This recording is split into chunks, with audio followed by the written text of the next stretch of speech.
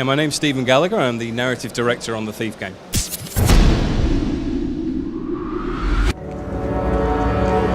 There are those that believe the perfect heist lies in the preparation.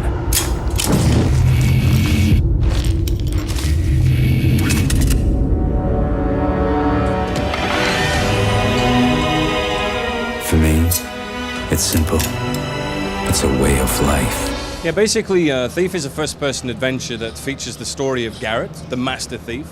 Garrett's brought together again with an old protege of his. They have a very tense history together, Erin.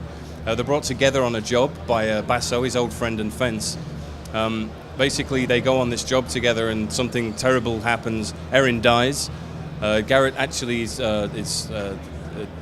passes out himself, and when he comes to again, he discovers that he's been away from the city for an entire year. Basically, the city's gone to hell. There's death and oppression everywhere by the Baron, the tyrannical ruler of the city, and his watch, and the restless civilians who are rallying behind the voice of a man known as Orion, the opposer of the Baron. And so in this political storm, Garrett finds himself unraveling the mystery of where he's been and what's happening, and basically that's how it begins. For me, it's simple. It's a way of life. Now, it's kind of important to know. I mean, we love the Thief universe, we always have, but we made a conscious decision at the beginning that we wanted this to be a brand new story. It's a new Garrett, it's a new game. That means everybody can kind of enjoy it, because if you feel that you need to have played the previous games, we didn't want to penalize anybody by accident. So it was a great opportunity for us to bring this IP to it's like a brand new audience as well. With that said, I love the Thief universe. There are things within the game whereas if you're an old fan of the original games, you're going to smell something and see a few things that are kind of familiar to you, For me, it's simple.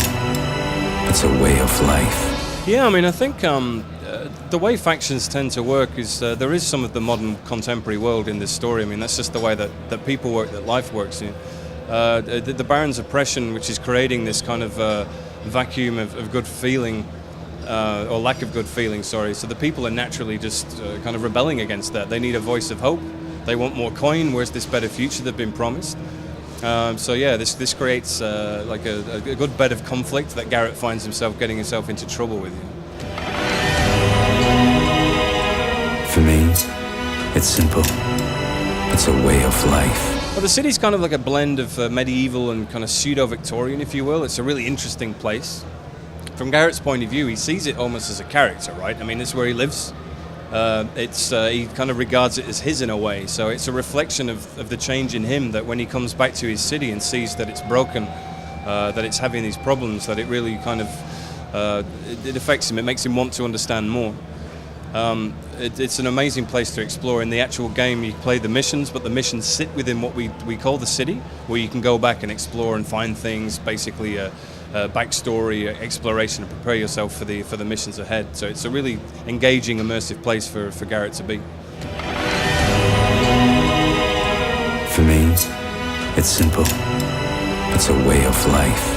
Yeah, in Europe it's released on the 28th of February in 2014 on all the platforms, basically the PS4, the Xbox One, high-end PC, but also the PS3 and the Xbox 360, so it's out on everything with the same gameplay experience.